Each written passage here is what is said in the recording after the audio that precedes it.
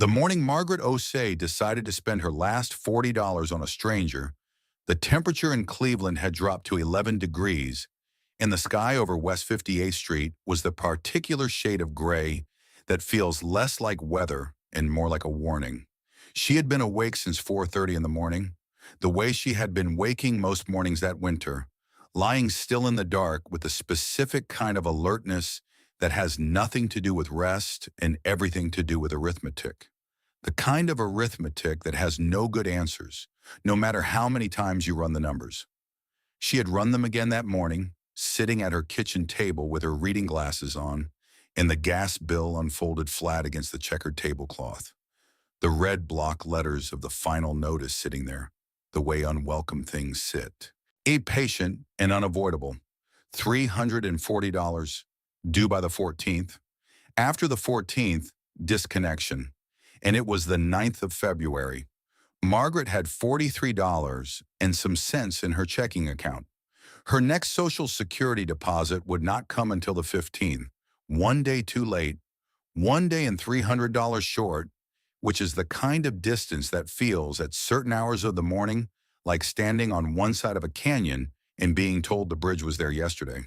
She had folded the bill along its original creases, placed it back in the envelope, and set the envelope beside the ceramic rooster her late husband Thomas had bought at a yard sale in 2004, a spoon which had occupied the same spot on the kitchen counter for 22 years, and which she had never once considered removing because Thomas had been so pleased with himself about finding it, and because now his being pleased about things was something she could only keep, not make again.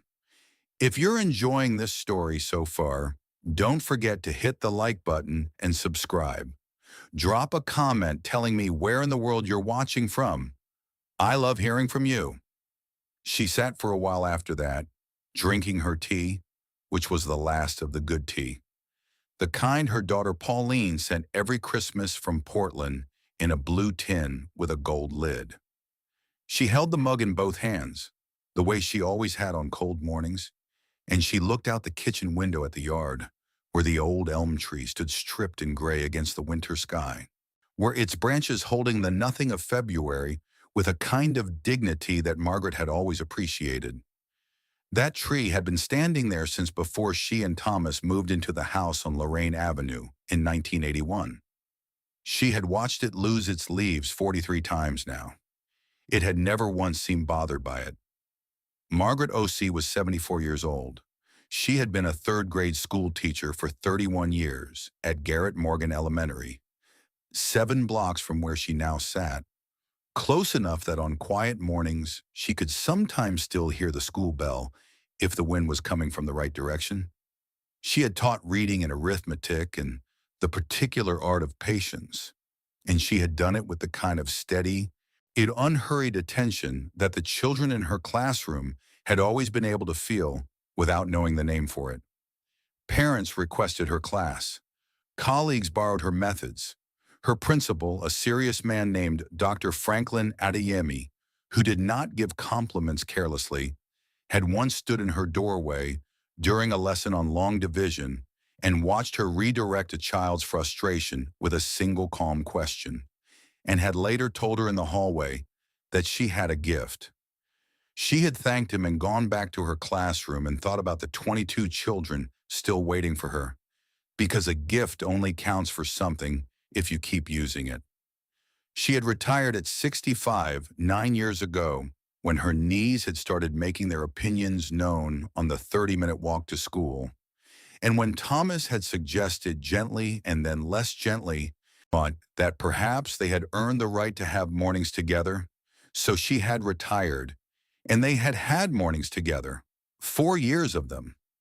Thomas at the stove making the eggs he made too runny, and Margaret pretending not to notice, the two of them drinking coffee and reading different sections of the same newspaper, talking about things of no particular importance in the unhurried way of people who have been together long enough to understand that the unimportant things are actually the point, that those mornings, ordinary and quiet and completely unremarkable, were the thing itself. Thomas Osei had died on a Tuesday morning in March 3 years ago now, of a heart attack that the doctor said had been sudden, which was their way of saying kind, which was their way of saying he had not suffered, which was the only thing Margaret could find to be grateful for in the entire unnavigable fact of it. He had been 72 years old. He had been in the middle of saying something about the crossword puzzle. She had been in the other room when it happened, close enough to hear him and not close enough to do anything about it, which was a fact she had learned to live inside without allowing herself to think about too directly, because thinking about it too directly was the kind of thing that could open a door you needed to keep closed to keep functioning. The years since Thomas died had changed the shape of everything, not dramatically, not all at once, but the way water changes rock, slowly and without announcement. His pension, which had supplemented her Social Security for years, had ended with him.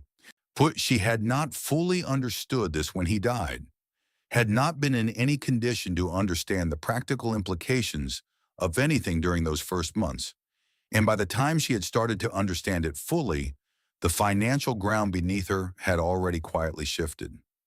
Medical costs came, a water heater, a new furnace, old one condemned by the city inspector who had come because a neighbor reported the smell. $2,900 for a furnace.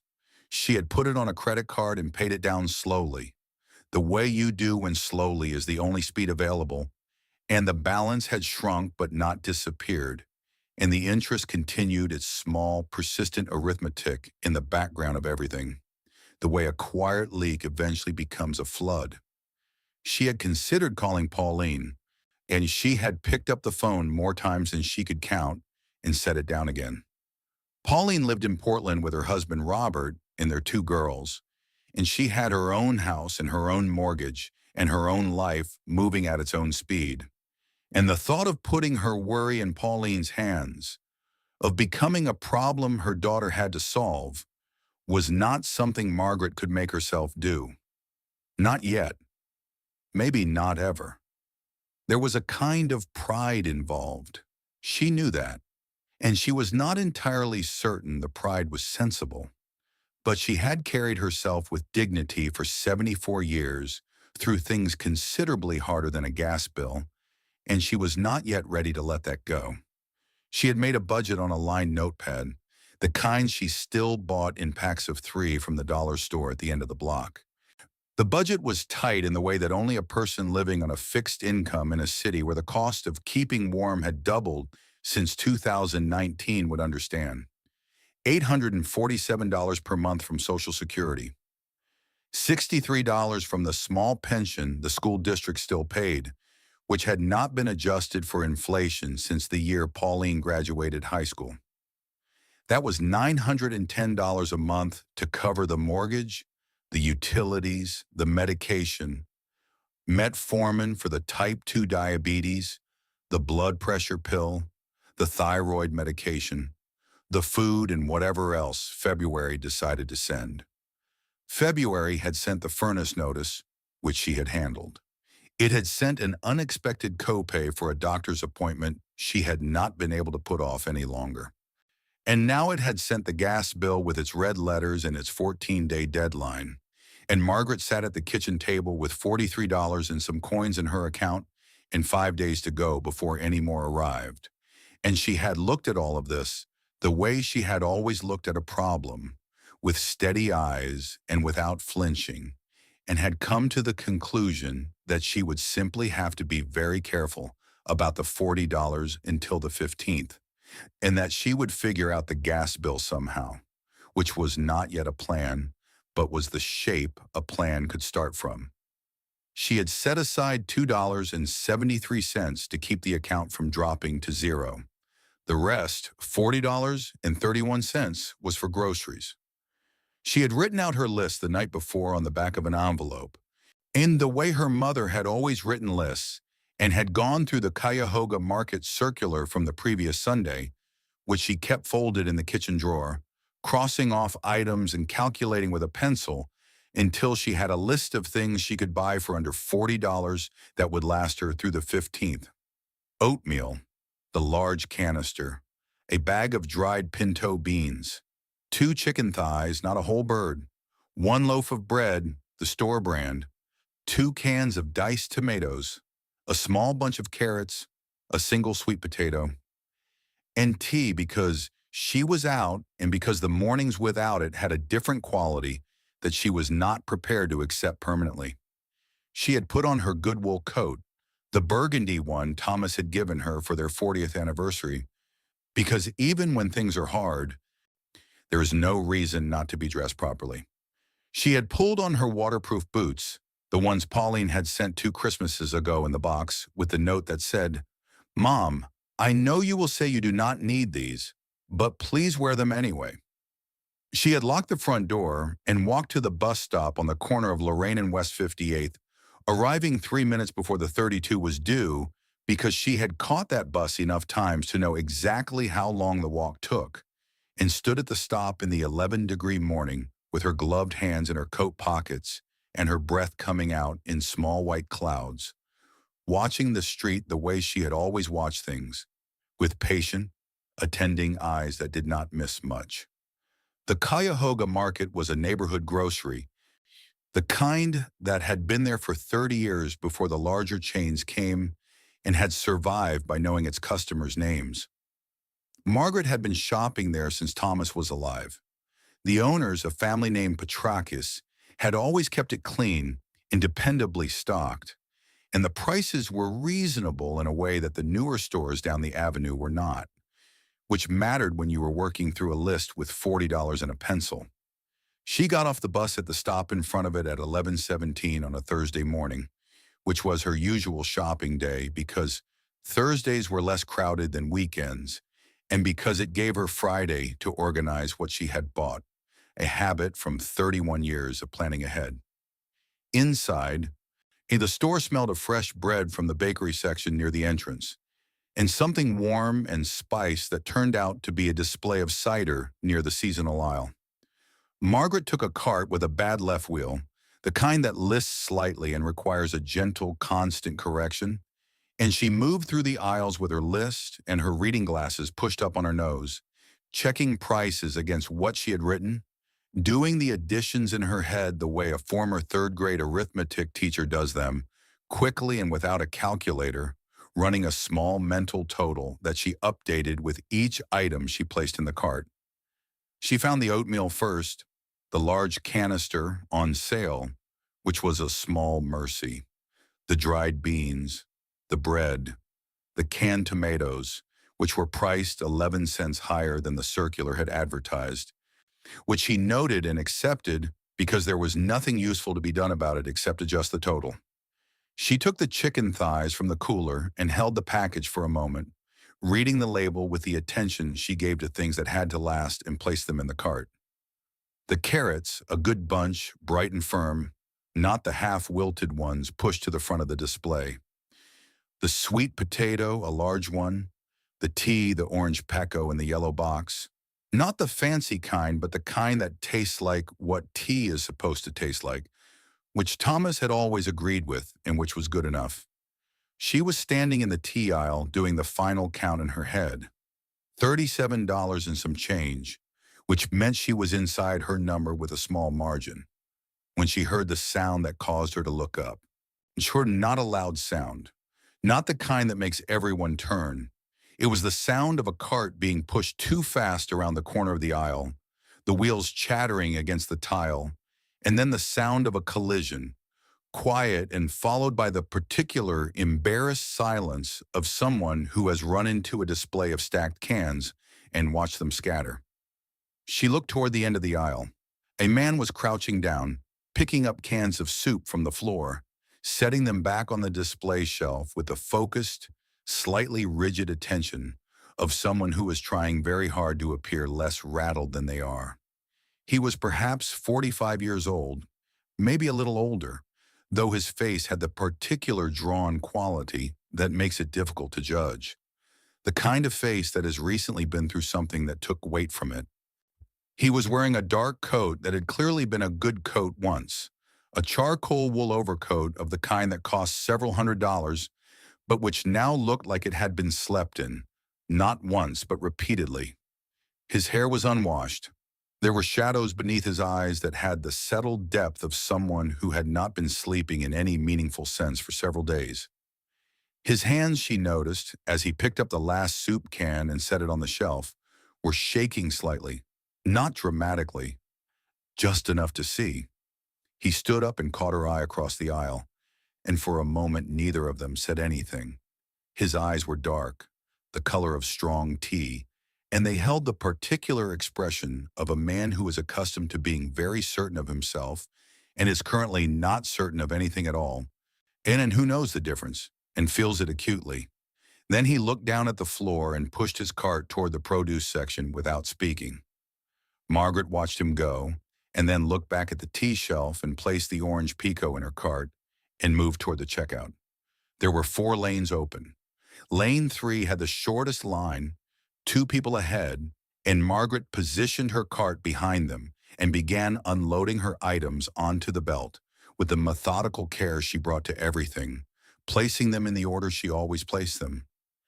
Heavier things first, the oatmeal and the canned tomatoes, then the beans and the bread with space between them, the chicken thighs flat, the carrots and the sweet potato, and finally the tea. The way she had been doing it for 40 years at this counter and every counter before it.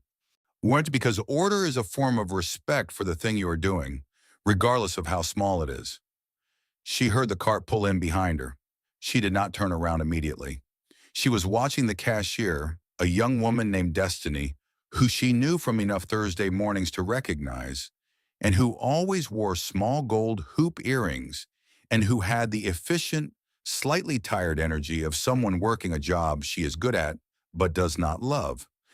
Destiny was scanning the previous customer's items quickly, and Margaret was thinking about nothing in particular, just the quiet, ordinary rhythm of a Thursday morning at the grocery store in February, when the man behind her said, in a voice that was very controlled and very low, "Excuse me." She turned. He was standing behind his cart, which held a small collection of items, not many, a jar of peanut butter, a loaf of bread, a block of cheese, 2 cans of soup, and a bottle of water. And he was looking at her with an expression that was clearly costing him something to wear. The pride in it, what was left of the pride, was visible in the set of his jaw and in the way he was holding his shoulders carefully upright. He said in the same quiet, controlled voice, "I am sorry to bother you. I know this is strange, but I seem to have left my phone in the car, and I was wondering whether you might have a few dollars I could borrow for these." He stopped. He was looking at the belt. Not at her now. "I would give you my address. I would send it back this week. I know that sounds—" He paused. "I know how that sounds." Margaret looked at his cart. 7 items, basic items. The kind of items you buy when what you need is something to eat and you are not thinking about anything beyond the next 2 days. She looked at his face, the shadows under his eyes, the coat that had been slept in, the hands which were still carrying their slight tremor. She looked at Destiny, who had finished with the previous customer and was looking at her, ready to begin. The customer who had just been checked out, a heavy-set man in a Carhartt jacket, had turned briefly at the sound of the exchange and then turned back around and walked toward the exit without a word. A woman in the lane beside them, overhearing, glanced over with the quick, withdrawing attention of someone who has decided this is not their situation. Margaret turned back to the man behind her. She did not run the numbers. She was aware, in the way you are aware of a fact you have been living with all morning, of the $40 in her account and the 5 days between now and the 15th and the gas bill with its red letters sitting on the kitchen counter next to the ceramic rooster. She was aware of all of it, completely and without any fog. She was not naive, and she was not absent-minded, and she was not so lost in sentiment that she could not see her own situation clearly. She saw it clearly. And then she said to the man behind her, in the same calm, unhurried voice she had used for 31 years with children who were frightened of getting the answer wrong, "Put your things up here with mine." He looked at her. "Put them up. she said again gently. The way you say something the second time when you want the person to understand that the offer is real and is not going to be withdrawn. It is cold out and you have soup to heat. Something moved through his face. It was quick and he contained it quickly. The way people contain things in public when the thing is too large for where they are. He said quietly, I cannot let you do that. You can, Margaret said, and she turned back to Destiny and nodded to let her know they were ready. He stood there for another moment. Then he began unloading his cart onto the belt, carefully placing the items beside Margaret's with a self-consciousness that was painful to watch in a man who carried himself, even disheveled and shaking, with a residual posture of someone who had spent years being the most capable person in any room he entered. Destiny ran the items through without comment. The total came to $51.14. Margaret handed over her debit card. She held it steadily. She did not look at the total for longer than necessary. She put in her PIN. She waited the brief second while the machine processed, which felt in that moment like a second of considerable length, and then the machine beeped its approval, and Destiny said, "Have a good one," and Margaret took her bags. The man had bagged his own items quickly and was standing beside his cart holding them. He said, "Ma'am, I don't—" He stopped. His voice had lost its control slightly, just at the edges. He said her name, which he did not know, so he did not say her name, and what he said instead after a pause was, "Thank you." Just those two words. But the weight inside them was not two words worth of weight. It was the weight of a man who had been in some particular darkness and had been given something small and real by a stranger who owed him nothing, and who was feeling the specific fragility of that. The way kindness can undo a person who has been holding themselves together on the strength of expecting nothing from anyone. Margaret looked at him directly. She said, "Are you all right? Do you have somewhere to be tonight?" He straightened slightly. "Yes." He said it the way people say yes when the truthful answer is more complicated, but they have already taken more than they feel they have the right to take. "I have a car. I am fine." He paused. "I will send this back to you. I mean that. If you will give me an address." "You don't need to send anything," Margaret said. She picked up her two bags. "Just eat the soup while it's hot." She walked toward the exit. At the door, she paused for just a moment and looked back. He was still standing in the checkout lane, holding his bags, watching her. He had the expression of a man who has just been made aware of something he had forgotten and cannot yet name. She pushed through the door and into the 11-degree morning air, which hit her face like cold water, and she walked to the bus stop and stood there with her two bags of groceries balanced in her gloved hands, doing the mathematics she had not let herself do at the checkout. $51.14, plus the $2.73 she had kept in the account as a floor. She had exactly $2.73 to her name until the 15th of February. She had given a stranger the last $40 she had in the world on a Thursday morning in Cleveland, Ohio, in 11-degree weather, because he had soup to heat, and she had looked at his face and had been unable to look away from it. She was not sorry. That was the thing she sat with on the bus ride home, the thing she turned over quietly in her mind the way you turn over something you are trying to understand. She was not sorry. She was frightened in the practical, clear-eyed way that comes from knowing exactly what you have done and what it means for the next 5 days. But she was not sorry. And those two things were true at the same time, without canceling each other out.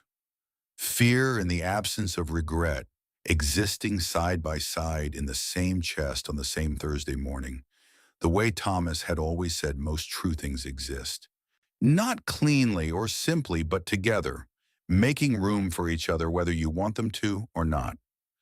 The bus moved through the gray morning streets, past the shuttered storefront on Clark that had been a barber shop when she and Thomas first moved to the neighborhood, and a cell phone store after that, and a tax preparation office after that, and was now nothing at all. Boards across the windows, a poster for a concert that had happened 2 years ago, still taped to the glass. Past the church on Lorraine that had the sign out front that always said something she liked, and today said, "You do not have to be certain to be kind." She looked at it through the bus window as they passed and thought that was a fine thing to put on a sign on a February morning, fine enough that she wished she had a notepad to write it down, and though she was fairly certain she would remember it. She got off at her stop and walked home with her bags and put the groceries away carefully, the chicken thighs in the refrigerator, the beans and the oatmeal and the canned tomatoes in the cabinet above the stove, the sweet potato on the counter, the carrots in the vegetable drawer. She put the kettle on. She stood at the window and looked at the elm tree in the yard, stripped in gray and patient in the February cold, holding its bare branches against the sky with the same absolute absence of complaint it always had. She made her tea and sat down at the kitchen table with her hands around the mug, and she looked at the envelope beside the ceramic rooster with its red letters and its due date of the 14th, and she thought, well, she would think about that tomorrow. Today she had bought groceries and she had a kettle of hot tea, and the elm tree was still standing, and wherever that man was right now, he had peanut butter and soup and bread and cheese, and something inside her that she could not have named precisely, but that she had been feeling for 3 years like an absence, was, on this particular Thursday morning, very quietly present. She did not know his name. She did not know where he had come from or what had brought him to the Cuyahoga Market on West 58th in a slept-in coat with shaking hands and $7 worth of groceries and no way to pay for them. She did not know what darkness he was passing through or whether he would find his way to the other side of it. She knew only that she had looked at his face and had not been able to look away, and that this was, she had long believed, and one of the most important things a person could learn to do, to look directly at another person and not look away. She had been teaching that to 8-year-olds for 31 years. It had never once stopped being true. Outside on Lorraine Avenue, a bus went past, its windows lit against the gray morning. A dog walker moved down the sidewalk with 2 small dogs on a tangled lead. The dogs investigating everything with the enthusiasm of animals for whom every inch of the world is interesting and new. The elm tree stood in the yard, bare and still and exactly itself. Margaret Osei sat at her kitchen table and drank her tea and did not regret a single thing. And in 3 days' time, a black car she did not recognize would park in front of her house. And the world she had been moving through quietly and alone for 3 years would change in a way she could not have imagined. Not because she had done something heroic or remarkable or out of character, but because she had done the only thing she had ever really known how to do. She had looked, and she had not looked away. But to understand what that meant and why it mattered, and who exactly had been standing behind her in that checkout line on a Thursday morning in February, it is necessary to go back further.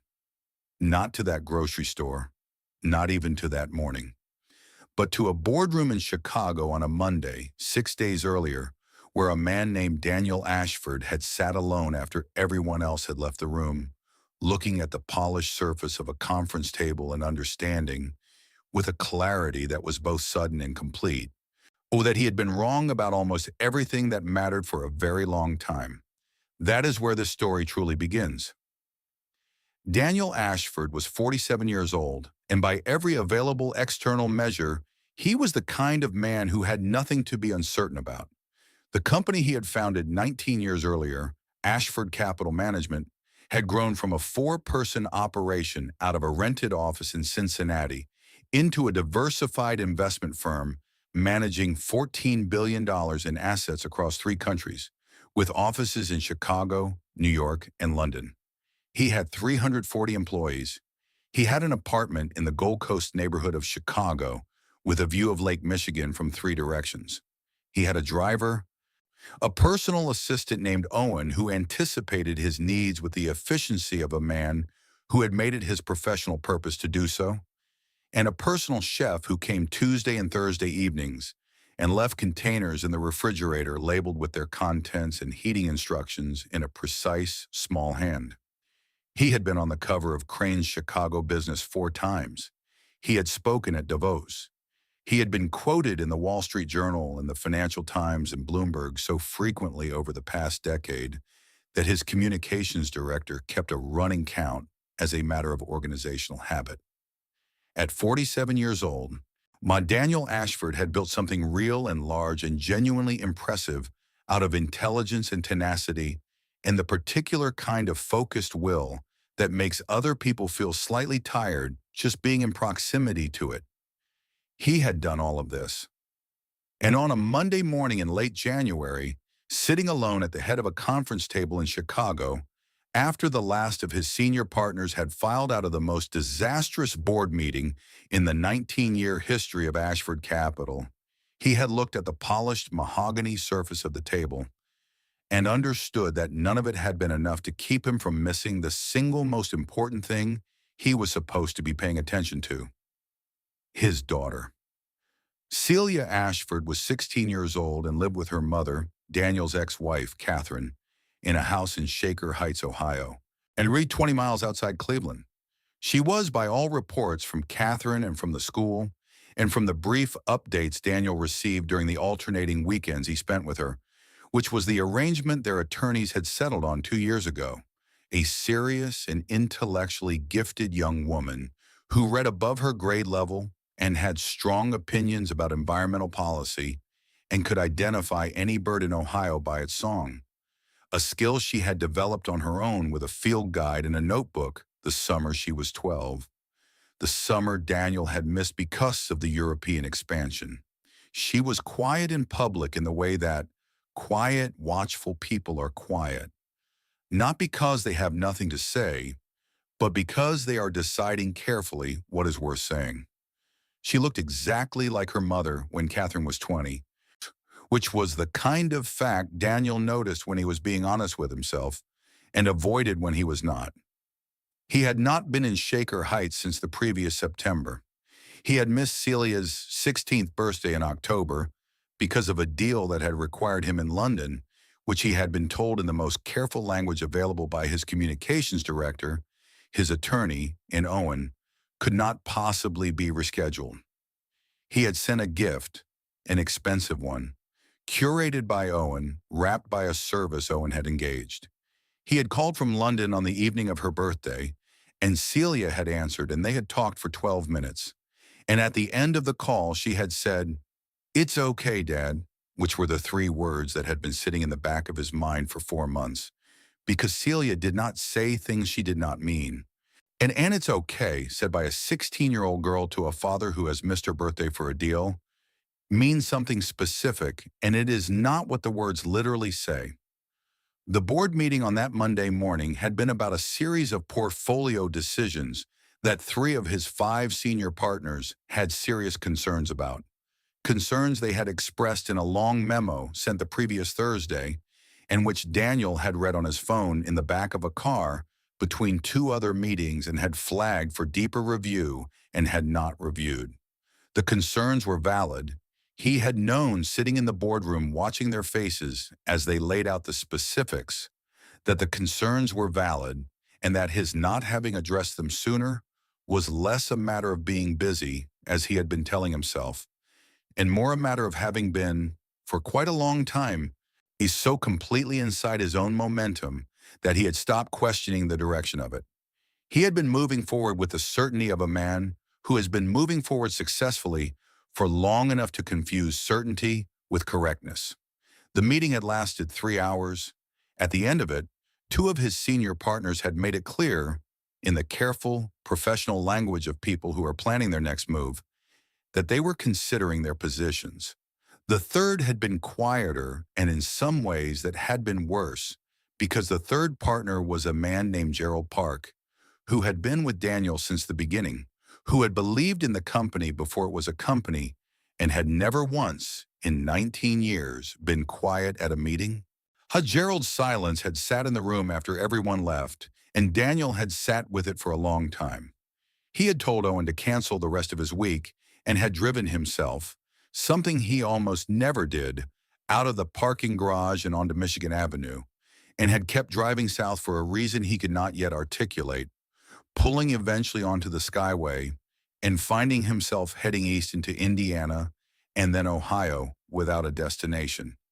In the way you find yourself moving when something inside has shifted and the body decides on direction before the mind is caught up. He had driven for 4 hours. He had stopped at a gas station outside Sandusky and bought a coffee that tasted like hot water that had been near coffee at some point in its recent past, and had stood beside his car in the parking lot in the cold air, drinking it and looking at nothing in particular, and had thought about Celia, about the specific 3 words, about the September he had not come, about the birthday he had missed, about the summer she was 12, and the field guide and the notebook she had filled with careful observations about birds, which he had seen on her desk on a weekend visit the following spring, and which she had shown him briefly. Pages of small, precise handwriting beside sketched outlines. The name of the bird and the date and the location and a few observational notes in the earnest, careful hand of a 12-year-old who was taking something seriously. He had looked at it and said it was great and had asked about her grades and had moved on and had not. Until standing in a gas station parking lot in Sandusky at 5:30 in the afternoon, understood that the notebook was not simply a notebook. It was a 12-year-old's attempt to show her father the particular way she paid attention to the world. And then he had looked at it for 30 seconds and said it was great. "It's okay, Dad." He had driven into Cleveland without deciding to drive into Cleveland. He had pulled off the highway at the West 25th exit and had moved through streets he did not know, past neighborhoods that had the look of places where people were managing things with care and limited resources, the tended small yards in February, the shoveled walks, the window treatments chosen to keep the cold out and the warmth in. He had pulled into the parking lot of a gas station on Lorraine Avenue to get his bearings, which was when he realized he had left his phone in the cup holder of his car back at the office. Having transferred from his car to the parking garage elevator, to the lobby, to the meeting, and back to the elevator, to the garage, to his spare car, which he kept for exactly this kind of unscheduled driving, and which did not have his phone in it. He had a wallet with $200 in cash and 4 credit cards. He had tried the first credit card at the gas station pump, and it had been declined. He had tried the second, and it had been declined. He understood then that Owen had not been informed that he was taking the spare car, which meant Owen did not know the cards associated with that car's account were due for renewal, which had been in Daniel's email for 2 weeks and which he had not addressed because he had not read his personal email in 2 weeks. The cash in his wallet, $180 after the gas, was what he had. He had slept in the car that night, not because he could not have walked into the Holiday Inn 3 blocks away and paid cash for a room, which he had done eventually, 2 nights later. But on the first night, he had sat in the parked car on a residential street off Lorraine Avenue and had not been able to make himself move, had not been able to make himself execute the simple, practical steps, because the fatigue that had been accumulating behind his momentum for longer than he knew had finally, in the absence of his phone and his schedule and Owen and the relentless forward pressure of 19 years of building something, arrived. All of it at once, the way large things arrive when they have been kept waiting too long.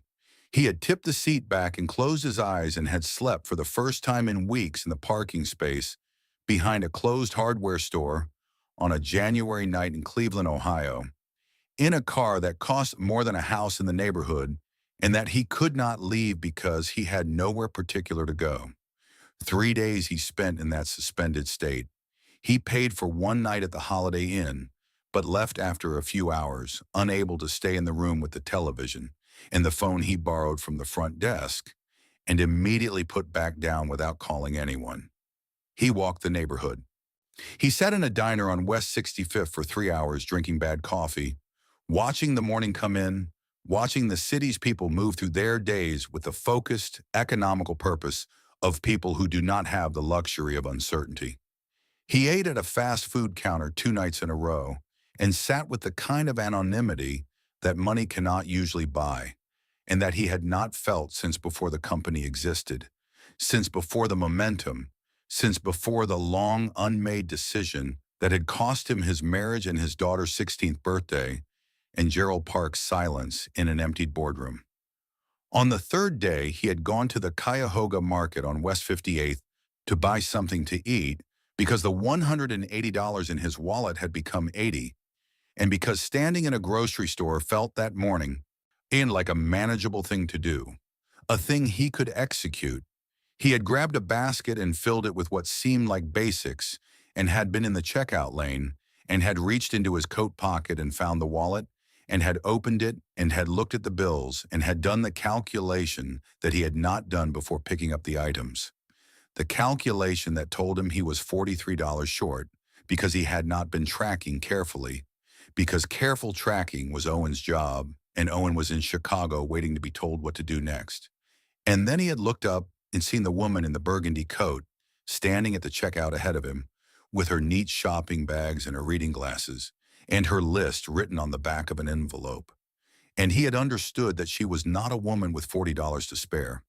He had understood this from the careful inventory in her cart, the store brand bread, the dried beans, the single sweet potato, the way she had placed each item on the belt with the deliberateness of someone for whom each item in the cart had been a decision. He had understood it and had asked anyway, because he had $8 in soup and peanut butter and bread and cheese in his basket and no way to pay for them, and because the alternative was to put the basket down and walk out, and he had looked at his hands that morning and had not been able to do that, had needed in some way he could not fully explain to himself, to ask for help, to say the words, "I cannot do this on my own," to have them come out of his mouth in the presence of another human being as something real and acknowledged rather than just a private fact he was managing. And she had said, "Put your things up here with mine." That was what she had said. Not "of course" or "don't worry" or "I understand." Just, "Put your things up here with mine." Like it was already decided. Like the decision had been made before he finished asking, before he had even finished the shame of the asking, and all that was left was to execute it. He had stood in the checkout lane and watched her walk out through the glass doors into the 11-degree morning air with her 2 bags of groceries, this small woman in a burgundy coat, moving through the cold with the unhurried, certain gait of someone who has somewhere to be and knows how to get there. And he had felt something crack open in him that had been sealed for longer than he could honestly account for. And something that the 3 sleepless nights in the silent boardroom and Celia's 3 words and Gerald Park's absence at the end of a table had been building toward crack open finally in a grocery store checkout lane in Cleveland, Ohio, because a woman he had never met had looked at his face and had not looked away and had said simply and without ceremony, "Put your things up here with mine." He did not know her name. He did not know where she lived or what her life was, or that she had spent the bus ride home doing mathematics with a fear she refused to convert to regret. He knew only the burgundy coat and the reading glasses and the way she had turned back at the door and looked at him one final time with an expression that was not pity and was not charity, but was something older and more fundamental than either of those things. What the expression of a person who has seen you clearly and has decided that what they see is worth the cost of seeing it. He went back to the Holiday Inn that afternoon and borrowed the phone at the front desk and called Owen, who answered on the first ring with the controlled professional relief of a man who had been waiting for this call for 3 days without allowing himself to imagine the worst and who was very good at his job. "Owen," Daniel said, "I need you to do something for me. I need you to find out the name of the woman who paid for a stranger's groceries at the Cuyahoga Market on West 58th Street in Cleveland this morning." He paused. "I do not know how you find that out, but I need to know her name." There was a brief, professional silence on the other end of the line. Then Owen said, with the same steady competence he brought to every task regardless of its nature, I'll find out, Mr. Ashford. Give me until tomorrow. It took him until the following afternoon. It was not difficult in the end. The store had security cameras and a manager who, when approached by a well-spoken man on behalf of an anonymous donor who wished to express gratitude to a regular customer, was cooperative in the way that people are cooperative when the request is reasonable and the explanation is plausible and nothing being asked of them is wrong. Her name was Margaret Osei. She had a store loyalty card. She lived on Lorraine Avenue. Owen called Daniel at the hotel with the address. Daniel wrote it down on the notepad beside the phone, the pad with the Holiday Inn logo at the top, and then tore the sheet off carefully and folded it and put it in his coat pocket. He sat on the edge of the hotel bed for a long time after that, holding the folded paper. He thought about $43. He thought about the store-brand bread and the dried beans and the single sweet potato. He thought about the expression on her face at the door, the one that was not pity. He thought about Celia's field guide, the careful handwriting, the sketched outlines of birds in the margins. He thought about a woman sitting alone on a bus in 11-degree weather with 2 bags of groceries and $43 less in her account than she had started the morning with, and no regret. He was somehow certain of that last part without having any way to verify it. Well, he was certain the way you are certain of things that you have seen with absolute clarity, even briefly, even once. He called Owen back and said, I need a car here tomorrow morning.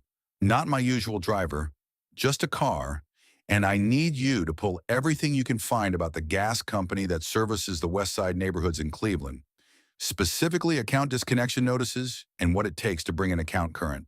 Start with that. And Owen, he said before the call ended, thank you for waiting. There was a brief pause. Then Owen said, of course, Mr. Ashford, and meant it in the way people mean things when the formality is just the container and the real thing is underneath it.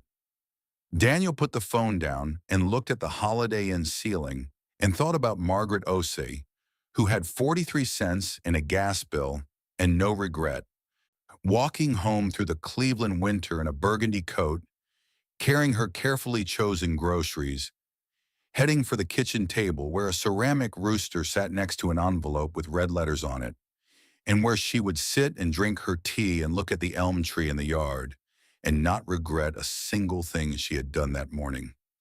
3 days later, a black car he had arranged parked in front of her house on Lorraine Avenue, and Margaret looked out her kitchen window and saw it and did not know yet what it meant, and set down her mug of tea and went to the window and stood there watching it with the patient, attending eyes she had always used to watch things that mattered.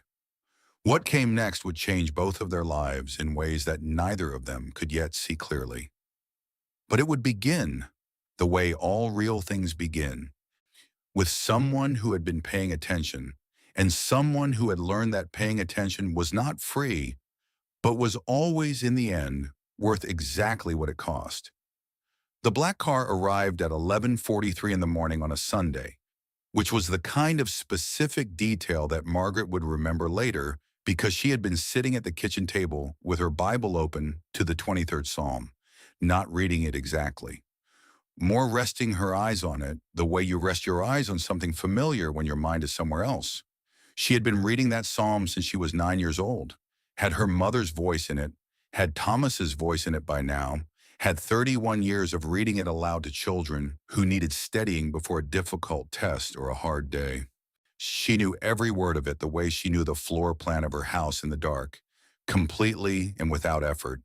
But she had the Bible open because it was Sunday and because sitting with something familiar was what she had been doing since Thursday morning, when the familiar had become slightly less steady than usual.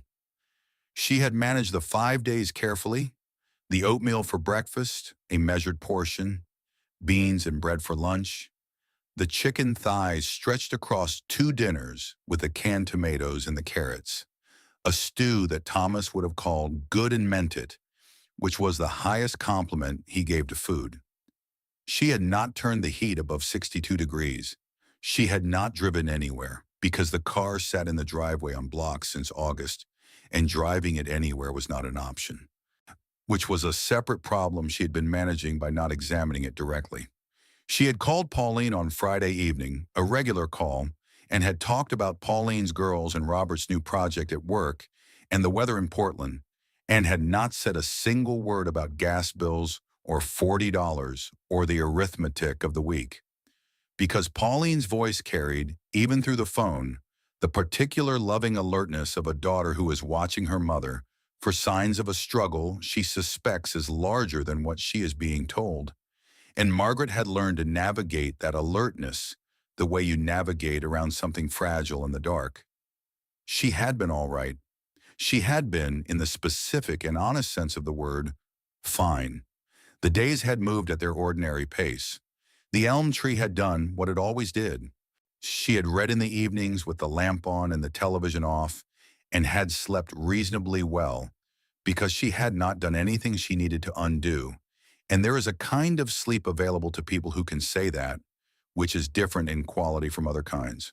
But the gas bill was still on the counter beside the ceramic rooster, and the 14th was in 5 days. And the deposit that would arrive on the 15th would cover February's utilities, but not the outstanding balance that had accumulated.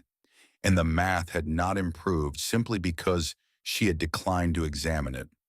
These were the things she was not thinking about as she sat with the 23rd Psalm, which is to say they were the things she was thinking about without looking at directly. The way you are aware of a lamp in your peripheral vision without turning your head toward it. She heard the car before she saw it. The sound of a good engine, not loud but present, slowing to a stop in front of the house. She looked up from the Bible. Through the kitchen window, she could see the front yard and the edge of the street. And after a moment, she rose and walked to the living room window, which gave a better angle, and looked out. It was a black car, not a taxi, not an ordinary car. It was the kind of car that arrives with intention, clean and dark, and occupying the curb with the quiet authority of a vehicle that has been somewhere important before and expects to go somewhere important again. The engine stopped. For a moment, nothing moved. Then the driver's door opened and a man got out. He walked to the rear door and opened it, and a second man stepped out, and Margaret stood at her living room window and looked at him across the snow-dusted front yard for the first time since the grocery store checkout lane on Thursday morning, and felt something shift very quietly in her chest that she did not yet have a name for. He was wearing different clothes, a proper coat, dark navy, and clothes that fit the way clothes fit when they have been chosen with care and attention. His face was shaved. His eyes, even from this distance, were the same dark color, the color of strong tea. He looked like a different man than the one who had stood in her checkout lane with shaking hands and $7 worth of groceries. He looked like who he actually was, though she did not yet know who that was. He looked like a man who was accustomed to being certain of things, but who was, standing on the sidewalk outside her house on a Sunday morning, not entirely certain of this. He was holding something. She could see it from the window, a bundle of something wrapped in brown paper. The kind of wrapping from a proper florist. Orange stems just visible at the top.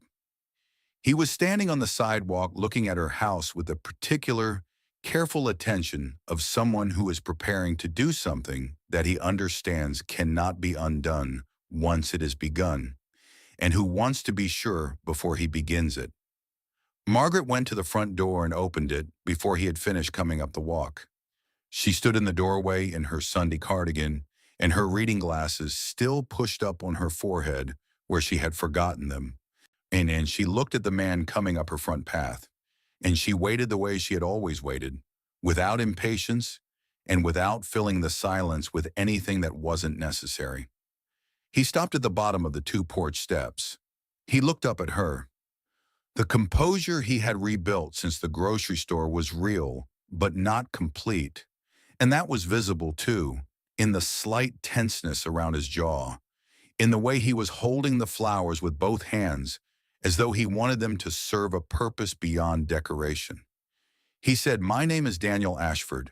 You don't know me, but you did something for me on Thursday morning that I have been thinking about every hour since, and I came here to say thank you in person because thanking you over the phone would not have been right." Margaret looked at him for a long moment. She looked at the flowers, which were sunflowers, a large bright bunch of them, so thoroughly out of season on a February morning in Cleveland that they seemed almost defiant, which she appreciated. She looked at his eyes.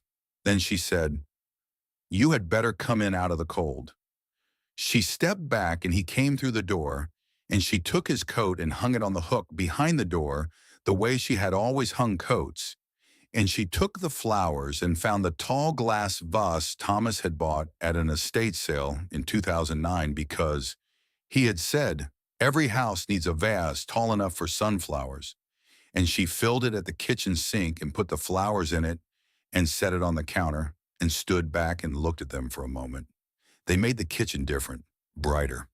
The yellow of them against the winter morning light coming through the window above the sink was the kind of yellow that does not apologize for itself, which was the right yellow for a Sunday in February when a kitchen needed something to say that the cold outside was not the final word. She put the kettle on. She said, "Sit down," and Daniel Ashford sat down at her kitchen table in Thomas's chair, which was the chair nearest the window, and which she had not thought about until he was already sitting in it, and the thought arrived quietly and stayed. She made tea. She put 2 mugs on the table and sat down across from him, and for a moment neither of them said anything. The kettle sent up its small sound. Outside, the elm tree was still. The street was quiet in the particular way Sunday streets are quiet in a neighborhood where people are inside doing the things they do on Sunday mornings. Margaret said, "How did you find my address?" He told her. "The store loyalty card. The manager. Owen." He told it plainly and without glossing the parts that sounded like surveillance, because he was clearly a man who had decided at some point in the days since Thursday that he was going to be honest about the parts that sounded like what they were, rather than smoothing them into something more comfortable. Margaret listened. She poured the tea. She said, "Your Owen sounds useful," Daniel said. "He is the most capable person I employ." And then he said, "I should tell you who I am, because it is relevant to why I'm here, and I don't want to tell you at the wrong moment." He looked at his mug. "My name is Daniel Ashford. I run an investment management company called Ashford Capital based in Chicago. We manage approximately $14 billion in assets." He said it the way you say something that is a fact about your life and not a boast about yourself, with the particular flatness of a man who has said the number so many times it has lost its power to impress him. Margaret looked at him. She did not look especially surprised. She looked the way she looked at most things that required her attention, steadily and with the unhurried patience of someone who is still gathering information before she decides what to do with it. She said, "And you were sleeping in your car." He looked up from his mug. Not a question. She had stated it. He said, "Yes, for 2 of the 3 nights before I came into the store." His voice was level. "How did you know?" She said, "Because I have been a school teacher for 31 years. And before that, I was a child who grew up without much. And I know what a person looks like when they are carrying more than they can manage. The coat told me part of it. Your hands told me the rest." He was quiet for a moment. Then he said, "The coat was a mistake. I should have changed before I came to the store. I wasn't thinking about what I looked like." "That is often when people see you most clearly," Margaret said, "when you aren't thinking about what you look like." He said nothing to that. He looked at his tea. She said, "What were you doing in Cleveland?" He was quiet for a long enough time that she did not press. She waited. The tea cooled slightly in the mugs. The sunflowers stood in their vase on the counter, yellow and still. He said finally, "Hey, my daughter lives here, in Shaker Heights, 20 miles from where we are sitting. She is 16 years old, and I have not been to see her since September." He paused. "I drove out from Chicago after a bad week, and I drove around, and I couldn't—" He stopped again. "I couldn't make myself go to the house." Because going to the house would have required me to explain what I have been doing for 2 years. That was more important than being in that house. And I didn't have a good answer to that yet. Margaret held her mug in both hands. She said, "What is her name?" "Celia," he said. The word landed differently than the rest of what he had said, softer and more unguarded. The word a person says when they are saying the most important thing in the room without quite meaning to announce it as such. Margaret said, "How old did you say?" 16. She nodded slowly. She looked at him with the particular expression she had used for 31 years, with parents who came to her classroom not knowing how to begin the real conversation. The expression that said, "I am not going to make this harder than it is, but I am also not going to let you make it simpler than it is." She said a 16-year-old girl needs her father to show up, not the version that sends gifts from London, the version that shows up. He looked at her. He said, "I know that." "You know it now," she said. "Knowing it now is what matters." She set her mug down. "The question is what you do with knowing it now that you're here, and she is 20 miles away." He said, "I called her yesterday, from the hotel. She answered, and we talked for 40 minutes.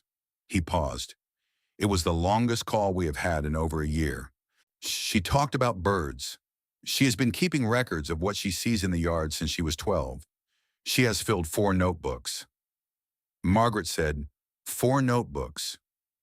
"4," he said. "She showed me the first one once, when she was 12. I looked at it for half a minute and asked about her grades." The kitchen was quiet. Margaret looked at him steadily. She said, "You know what you did wrong?" "Yes. And you are here on a Sunday morning instead of in Shaker Heights because I needed to come here first," he said. He looked at his hands on the table, the same hands that had been shaking in the checkout lane 4 days ago, which were steady now. "I cannot explain that fully. I know it sounds backwards. But what you did on Thursday, not just paying for the groceries the way you said it, well, the way you looked at me. I have been in rooms with powerful people my entire adult life, and very few of them have ever looked at me the way you did. Like they were seeing something real and deciding it was worth the cost of seeing it." He paused. "I needed to come here and say that to your face. And I needed to ask whether you would let me do something about the gas bill." Margaret's expression changed, not drastically, but the warmth that had been in it shifted slightly, and something more careful came up behind it, the way a hand moves to cover something without drawing attention to the covering. She said, "How do you know about the gas bill?" He said, "I don't know the specific amount or the situation, but I know the store receipt showed your full balance on Thursday morning. And I know from the items in your cart what a person is working with when they buy those specific things in those specific quantities. And I know that you gave me that balance in its entirety, which means that whatever you were managing before Thursday, you are managing it harder now because of me." He looked at her directly. "I would like to correct that, not as charity, as the plainest possible form of a debt that is owed." Margaret looked at the gas bill on the counter. She had not moved it. She had been looking at it for 5 days. She looked back at Daniel Ashford, who was sitting in Thomas's chair with his tea, and she said, "I did not help you so that someone would come and fix my gas bill." "I know," he said. "That's exactly why I would like to." She was quiet for a moment. Then she said, "Why, there's a difference between accepting help and accepting charity. I have never in my life needed someone to solve my problems for me." She said it without heat, as a statement of fact. The way she stated facts, she had lived inside long enough to know them completely. He said, "I understand that. I am not offering to solve your problems. I am offering to repay what you spent on my groceries, which I told you I would do, and to address what my groceries cost you beyond the money." He paused. "That is not charity. That is arithmetic." She looked at him for a long time. The sunflowers stood in their vase. Outside, the elm tree moved slightly in whatever wind was passing through the yard. She said, in the careful tone of someone who is granting a specific permission and not a general one, "The amount on the bill is $340. It is due on the 14th. She said it plainly without elaboration, the way you state a number when you have decided that dignity and practicality are not, in this particular instance, mutually exclusive. Daniel Ashford nodded. He said, "I will take care of it today." Margaret said, "I will give you the account number." She rose from the table and went to the counter and picked up the envelope and read him the account number from the bill, standing at the counter with her reading glasses still on her forehead, and he entered it into his phone. She watched him do it with the focused, unhurried attention she gave to things that were being done on her behalf, making certain it was being done correctly. When he had finished and set the phone down on the table, she sat back down and picked up her tea, and they were quiet together for a moment in the way that people are quiet after something real has been transacted, not the silence of strangers, the silence of two people who have just established something that neither of them yet knows quite how to characterize, but that has the distinct quality of being already more substantial than either of them anticipated when the morning began. She said, "You should call Celia today." "I called her yesterday," he said. Margaret said gently and without softening it, "You should go see her today. A phone call is not the same as showing up. She knows the difference between those two things, and she has known it for longer than you realize." He looked at the table, because he said, "I don't know if Catherine, my ex-wife, will want me to arrive unannounced." "Call ahead," Margaret said. "Give her an hour's warning. A woman who raised a child mostly alone will not keep that child from her father on a Sunday afternoon in February if the father has finally decided to be present. She may want to, but she will not, because the child matters more than the grievance. And a woman who stayed through raising a child on her own knows that better than anyone." Daniel looked at her with an expression that was not quite surprise and not quite recognition, but something between them. The look of a person who is hearing something that he already knew stated in a way that makes the knowing final and unarguable. He said, "You talk like a woman who has raised children. I have raised 651 of them," Margaret said. "Third grade, 31 years.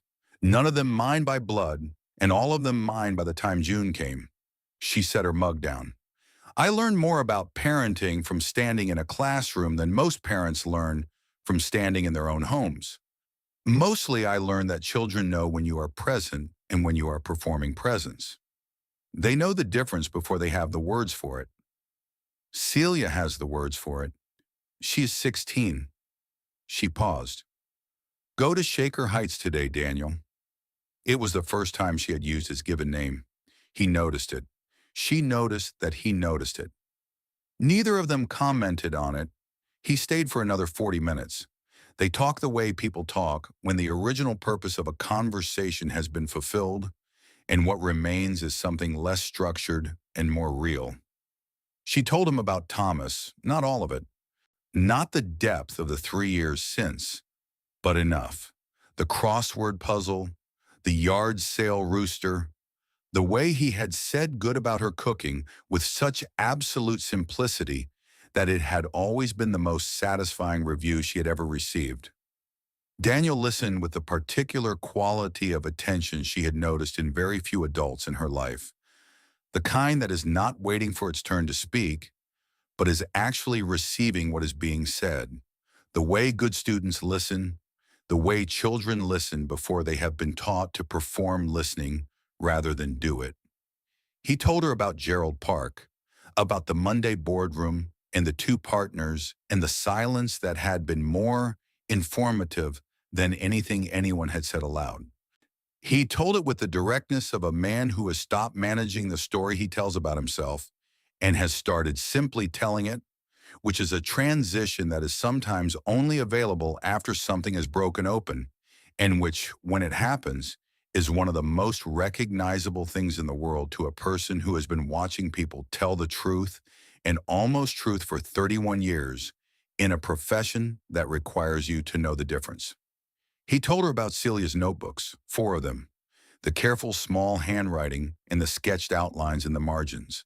The 16-year-old who knew every bird in Ohio by its song and whose father had looked at the first notebook for 30 seconds and asked about her grades. He said this the way you say something that you have finally allowed yourself to see directly, and without the management, the full weight of it at once, which is heavier than the managed version, but easier to carry in the end, because at least you know what you are carrying. Margaret said, "Birds." He looked at her. She said, "My Thomas knew every tree on this street by name, not just the species. He knew which ones had been planted by whom and in what year and why, because he had spent 30 years as a landscape architect for the city, and he had planted some of them himself and could tell you the story of every one of the others if you had an afternoon to spare." She smiled briefly, the small, private smile of someone returning to a memory they love. He could walk down Lorraine Avenue and tell you the personal history of every tree from 45th to 65th.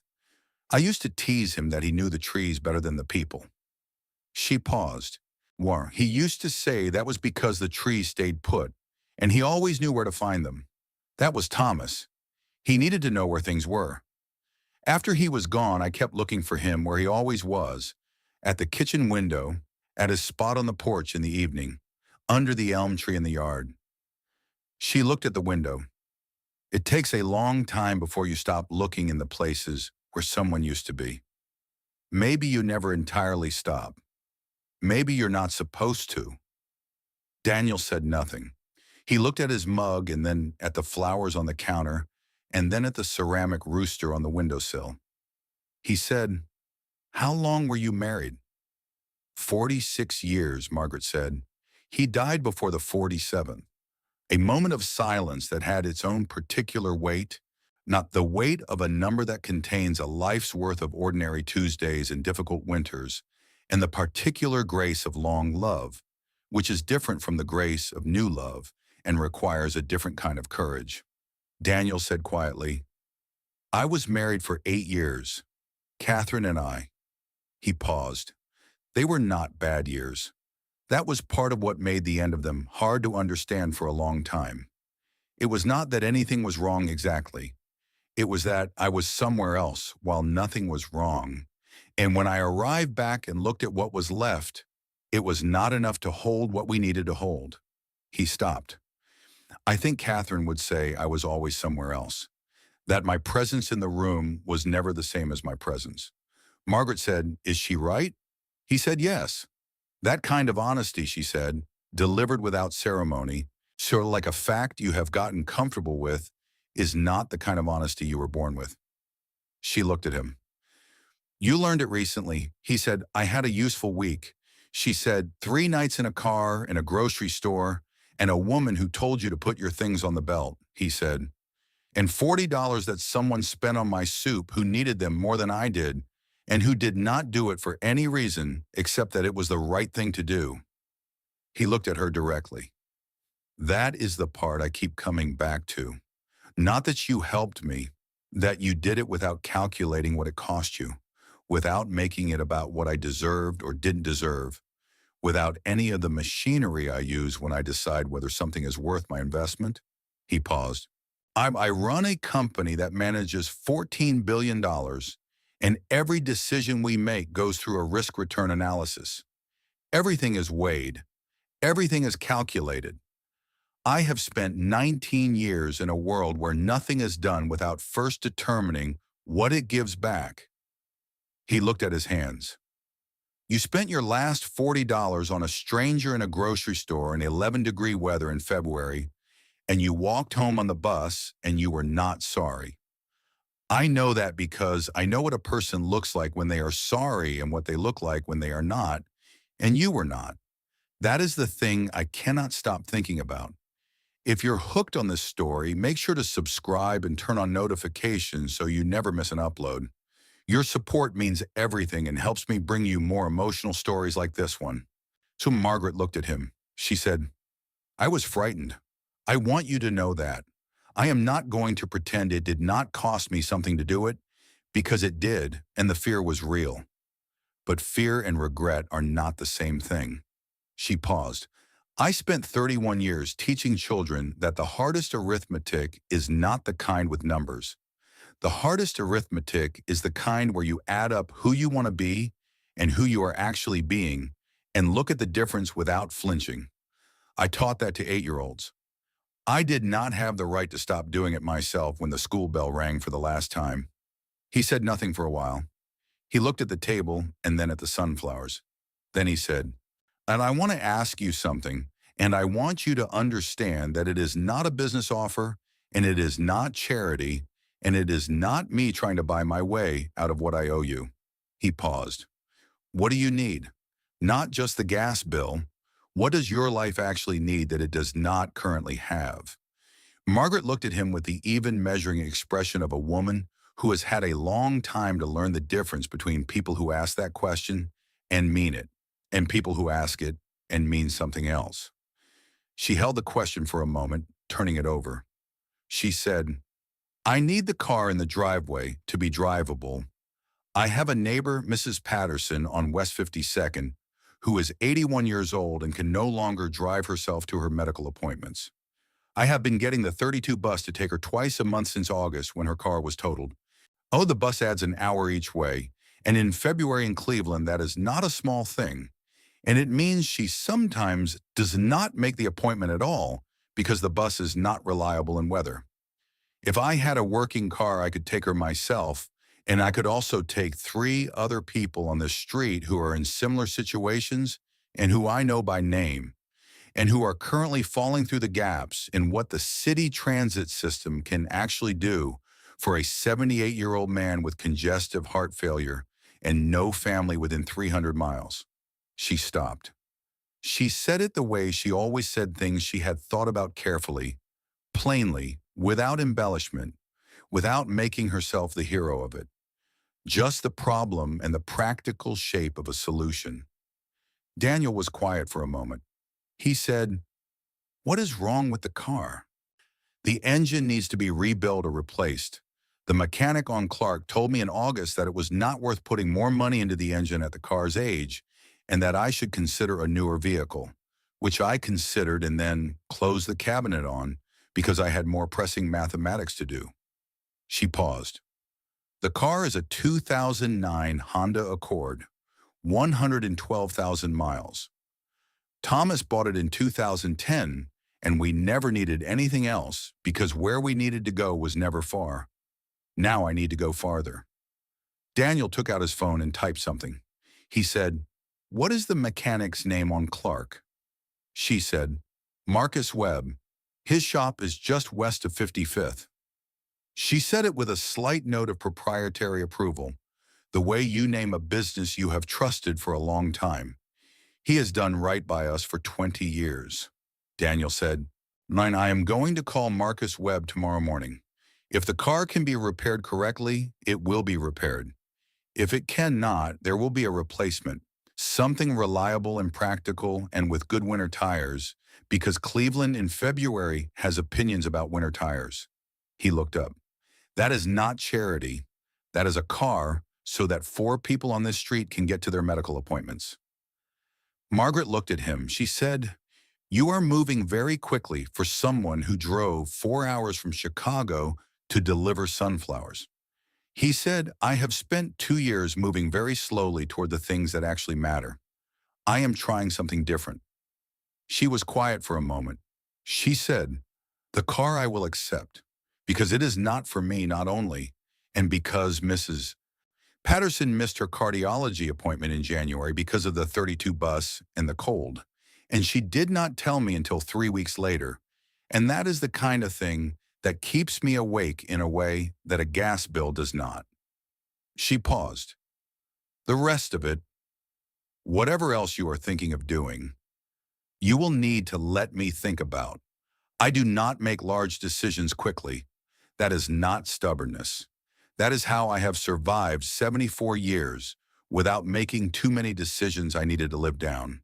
Daniel said, that is fair. She said, now go to Shaker Heights. He looked at his watch. It was past 1 in the afternoon. He said, "It is Sunday." Margaret said, "That is exactly when you go."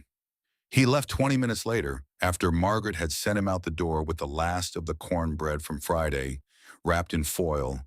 Hurry, because it was a long drive to Shaker Heights, and because she did not send anyone away from her table empty-handed if she could help it. He stood on the porch steps for a moment with the foil-wrapped bread in his hand, and he said, "I'll be in touch this week if that is all right with you." She said, "You have my address. You found it once." He smiled. It was a real smile, not the performative variety, the kind that uses more of the face than the professional version, and that disappears faster because it is not being held in place. He went down the steps and got into the car. She watched from the doorway as the black car moved down Lorraine Avenue, and then she went inside and closed the door against the February cold and stood in the hallway for a moment, looking at the empty hook where his coat had been. She went to the kitchen and poured the last of the tea, cold now, and held the mug without drinking from it, looking at the sunflowers on the counter. Thomas had been right about the vase. Every house needs a vase tall enough for sunflowers. She picked up the gas bill envelope, folded it, and put it in the kitchen drawer under the circular from the market. Not thrown away. Just put somewhere it was no longer the first thing she saw when she looked at the counter. Then she stood at the window and looked at the street and at the elm tree and at the gray February sky moving slowly above the neighborhood.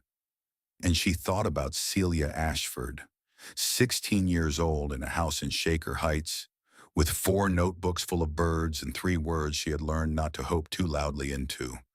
And she said a small, quiet thing to herself that she had said many times over 31 years, in classrooms and on front porches, and sitting with the 23rd Psalm in February kitchens. It is not too late. It is almost never too late. That is the thing people need most to be told, and the thing they believe least, and the thing that is most reliably, stubbornly, against all available evidence, true. Daniel drove to Shaker Heights. He called Catherine from the car, 45 minutes out, and she answered with the cautious neutrality she had learned to use when his number appeared, which was the appropriate response to a man whose number had meant, for 2 years, either a change to the schedule or a problem that required managing. He told her he was coming. He told her he was not asking for anything except an hour with Celia, and that if she needed him to stay outside, he would stay outside, but that he was coming because he was 20 minutes from his daughter's house, and it was a Sunday afternoon in February, and Celia had been waiting long enough. Catherine was quiet for a long moment. Then she said, "The door will be open." 2 words from a woman who did not waste them. He pulled into the driveway of the house on South Woodland Road at 2:47 in the afternoon. It was a white colonial with green shutters and a large oak in the front yard. Leafless now, its branches holding the gray winter sky the way good trees do, without complaint and without apology. He sat in the car for a moment after he turned the engine off. He thought about what Margaret Osei had said at her kitchen table. A 16-year-old girl needs her father to show up. Not the version that sends gifts from London, the version that shows up. He got out of the car and walked to the front door and knocked, which felt strange because it was his daughter's house and he was knocking. And then the door opened and Celia was standing there. And for a moment, neither of them said anything. She was tall. He had not been prepared for how tall she was since September. She had her mother's height now, 5'7", maybe more, and her mother's hair, dark and straight, cut to her shoulders, and his eyes, the dark tea color, which had always seemed like a gift to him. The idea of something of himself living in her face. She was wearing a sweatshirt from the Cleveland Museum of Natural History and jeans and socks that had small birds on them, which he noticed and which cost him something to see without reacting to. She was looking at him with the careful, assessing expression of a person who is deciding how much hope to spend on a given moment, the calculation being determined by what the past has taught her about this particular situation. He said, "Hey, Bug." She looked at him for a moment longer. Then she said, "You actually came?" "Yes," he said. "I am sorry it took me until now." She stepped back to let him in. She did not say it's okay, which was different from October, which was the first different thing. She said, "I was working on something. Do you want to come see?" He said, "Yes." More than anything. He followed her upstairs to her room, which had a desk under the window facing east, and a bookshelf with the field guide, and the 4 notebooks and a row of other books that he took note of quickly: natural history, ornithology, climate science, in a novel he recognized and one he didn't. On the desk was an open notebook, the fifth, and beside it was a laptop open to what appeared to be a database she was building, an observation log with entries sorted by species and date and location and weather conditions and time of day. She had been at this for 4 years with the methodical seriousness of someone who was not doing it for a grade or an audience, but because the thing itself demands that kind of attention, and she is the kind of person who gives things the attention they demand. He sat down on the edge of her bed and looked at the desk and said, "Walk me through it, all of it, from the beginning." She looked at him with the careful expression again, as though checking whether the offer was real. On it, then she sat down at the desk and opened the first notebook and started from the beginning. The summer she was 12, the first entry, a brown-headed cowbird in the oak tree in the front yard at 7:15 in the morning on a Tuesday in July, identified by its glossy black head and the specific quality of its gurgling call, which she had looked up 3 times before she was certain and had then gone back outside to listen again and had been certain. She walked him through it the way you walk someone through something you love, with the directness and total lack of self-consciousness of someone who is not performing enthusiasm, but simply inhabiting it. Daniel listened. He asked questions. Real questions. Not the performance of questions. Not the questions of a man managing a conversation. Only but the questions of a person who wants to understand something and doesn't yet, and is willing to be in that state of not yet understanding for as long as it takes to get to understanding. He asked about the database and how she had structured it and whether it was connected to any existing ornithological data sets, because he did not know the answer and he wanted to, and Celia said yes, she had connected it to the eBird database maintained by Cornell University, and she was cross-referencing her local observations with regional migration patterns. And he said, "That sounds like a real research project." And she said, without any particular self-aggrandizement, "It is. I want to submit it to the Ohio Young Naturalist Program in April." He said, "You should." He paused. "You will." She looked at him. Something shifted in her face, small and quick. The very brief lowering of the careful guard, there and then back up. She said, "You don't know that." He said, "I know that you have been building this for 4 years with no audience and no external validation, and it is more rigorous than work I have paid professionals to do." He looked at her steadily. "I know what serious work looks like, and I know I should have told you that 3 years ago when you showed me the first notebook and I asked about your grades instead." He paused. "That was wrong. I am sorry for it." Celia was quiet for a moment. She looked at the first notebook in her hands. She said, in the careful voice of someone who is being honest, even though honest is harder than simple, "You weren't wrong about one thing. My grades are also good." He laughed, real laughter, the unmanaged kind. Celia smiled briefly, and it was such a complete and undefended smile that it undid him precisely and without warning, the way her smiles had always undone him since she was 3 years old and smiling with her whole face at everything, before he had started missing things, before the smile had learned to be more careful. Catherine appeared in the doorway of the bedroom at 5 o'clock and said dinner was ready if he wanted to stay. She said it with the neutrality she had employed on the phone, which was the right tone, and he understood it and did not expect anything more from it. He looked at Celia, who was looking at her notebook and very carefully not expressing an opinion, which was its own kind of expression. He said, "I would like that. Thank you, Catherine." She nodded once and went back downstairs. The dinner was pasta, something from a jar, with the kind of practical Sunday dinner that feeds people without requiring a production, which was exactly the right kind. They sat at the kitchen table and Celia narrated the migratory patterns of the white-throated sparrow with the total confidence of a person on their subject. And Catherine asked him about the Chicago situation in the neutral, non-invasive tone she had developed for navigating co-parenting, and he answered honestly and briefly, not oversharing, because she had not asked for his full story, just the news. And he was learning the difference between those two things. He left at 7.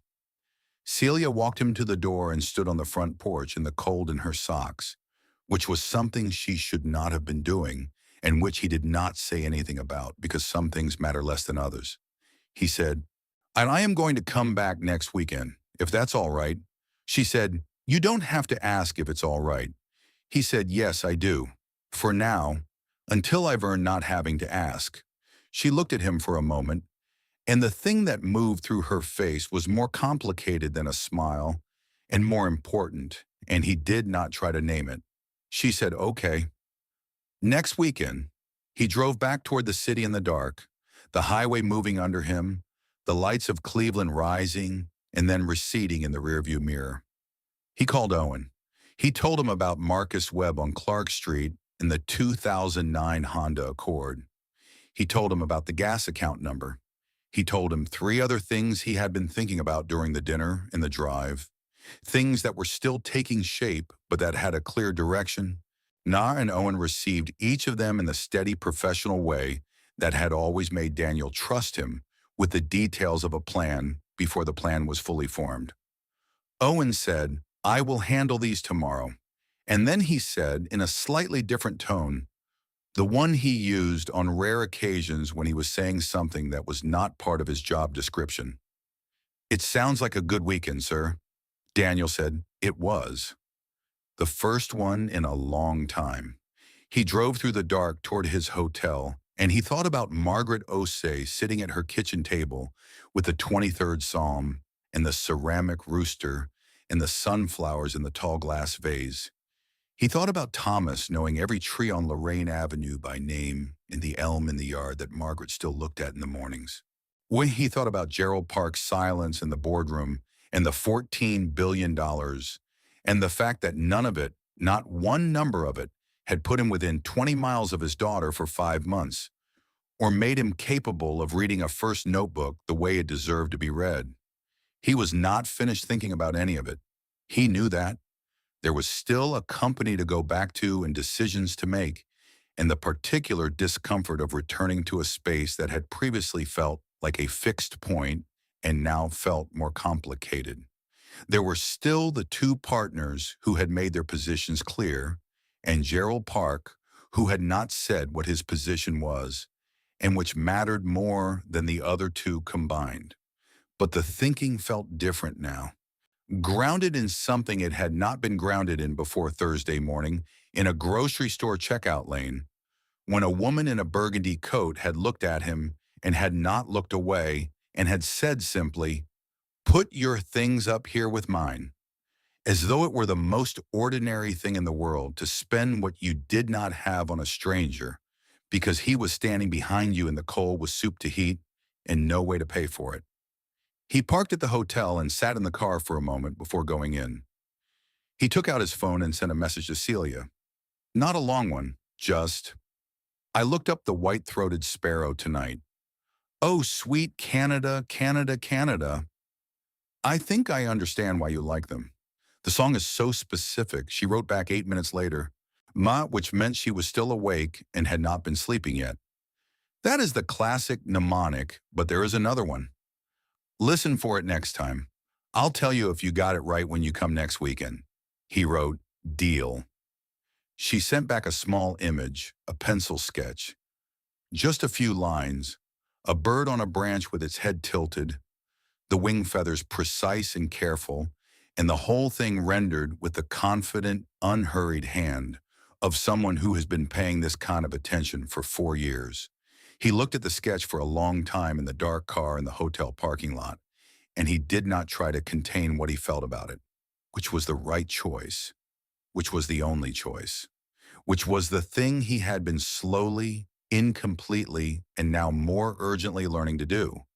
What he did not know sitting in that parking lot, it was that the week ahead was going to ask considerably more of him than a Sunday drive to Shaker Heights.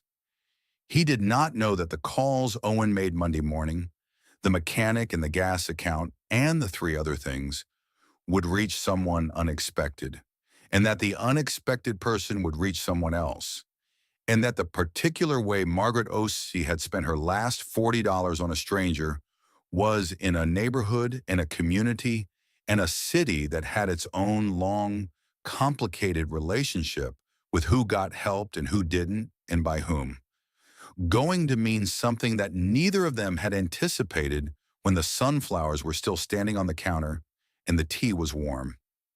He did not know any of that yet. He only knew Celia's sketch and the white-throated sparrow and the way his daughter had stood on the front porch in the cold in her bird socks to watch him drive away, which was more than he had earned and exactly what he needed, and which he understood now with the clarity that only comes from a particular kind of breaking open, was the thing he had been in danger of losing entirely without ever quite understanding what he was losing until a woman in a burgundy coat had made it impossible for him to look away. On Tuesday morning, Owen called Marcus Webb. Marcus Webb called Margaret Osei. Margaret answered the phone in her kitchen and listened to Marcus Webb tell her in his direct, unhurried way that a gentleman had called him Monday and had arranged for the full repair of her Honda Accord, including a rebuilt engine and new tires for winter, and that he could have the car ready by Friday if she could bring it in Wednesday. She held the phone for a moment after he finished. She said, "Did this gentleman give his name?" Marcus said, "He did." She said, "Thank you, Marcus. I will bring the car Wednesday." She hung up and stood at the counter looking at the sunflowers, which were still standing, still yellow, still entirely refusing to be apologetic about being themselves in the middle of February.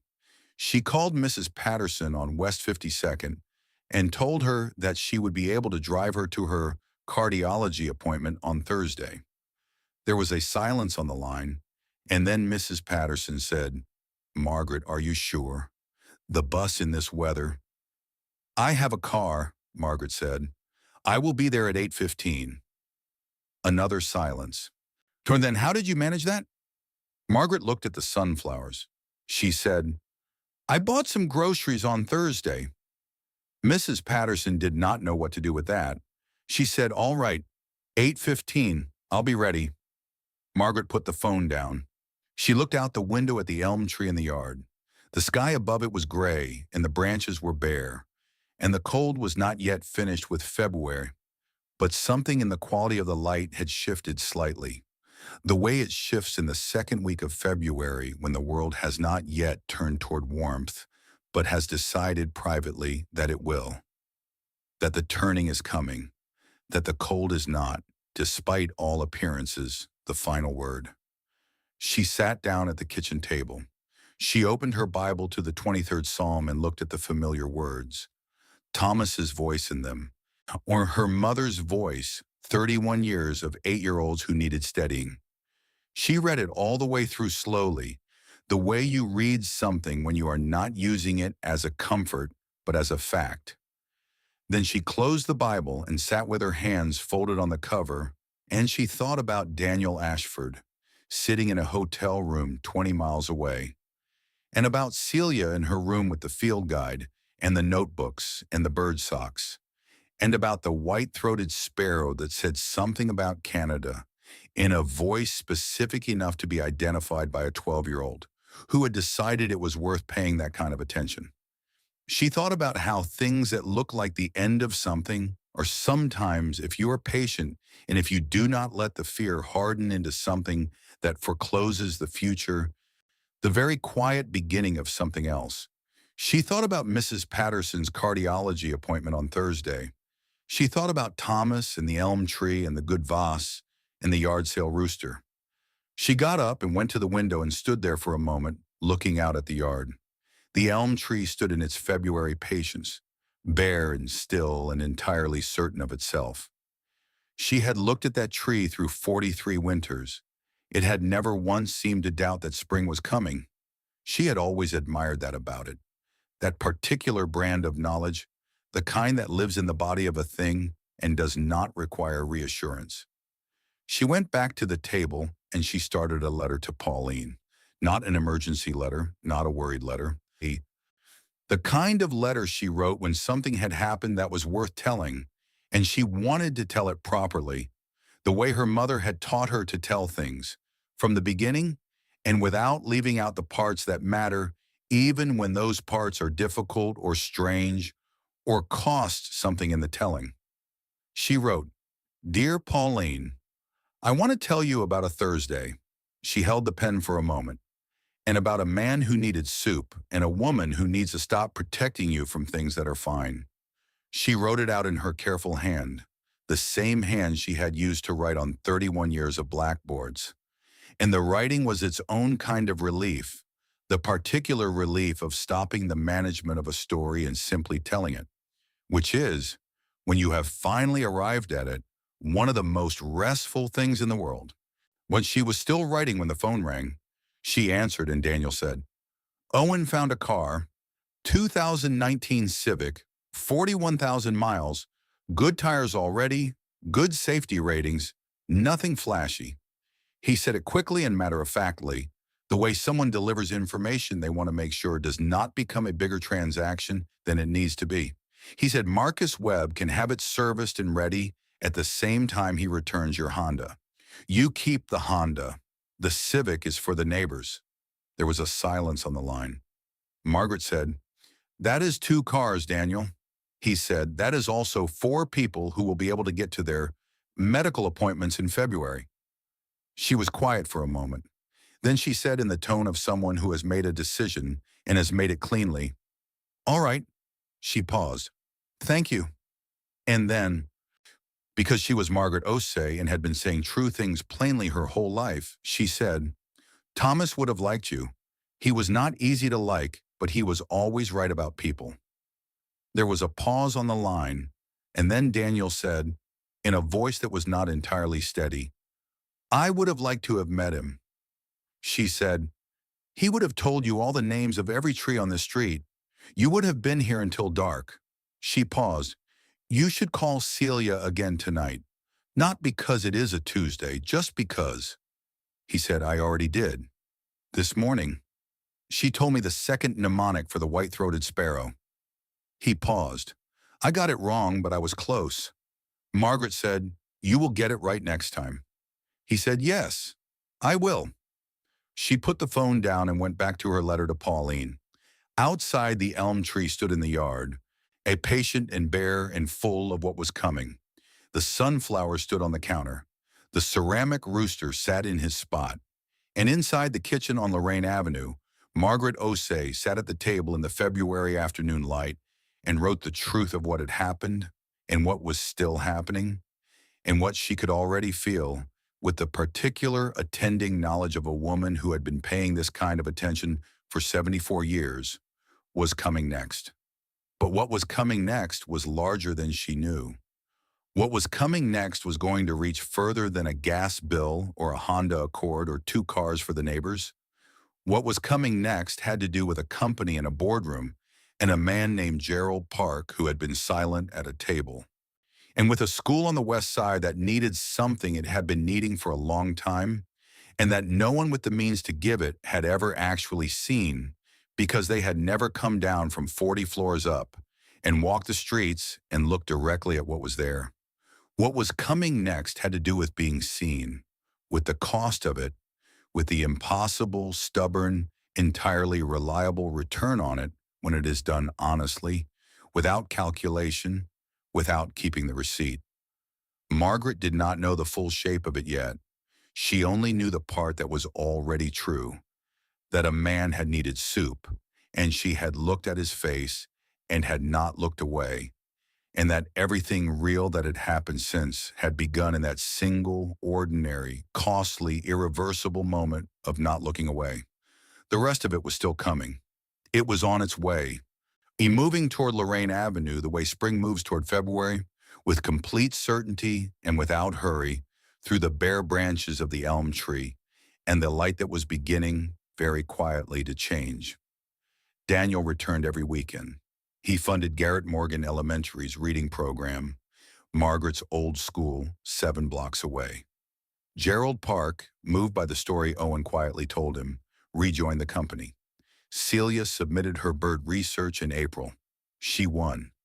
At the ceremony, she thanked her father, and beside him sat Margaret Osei in her burgundy coat, holding sunflowers Celia had brought specifically because she had heard about the vase. Margaret looked at the girl and saw what she had always seen in classrooms. Someone who had been paying attention all along, simply waiting for someone to finally pay attention back. Thank you so much for watching until the end. If you love this story, check out the other videos on your screen now. I think you'll really enjoy them. And don't forget to subscribe if you haven't already. See you in the next story.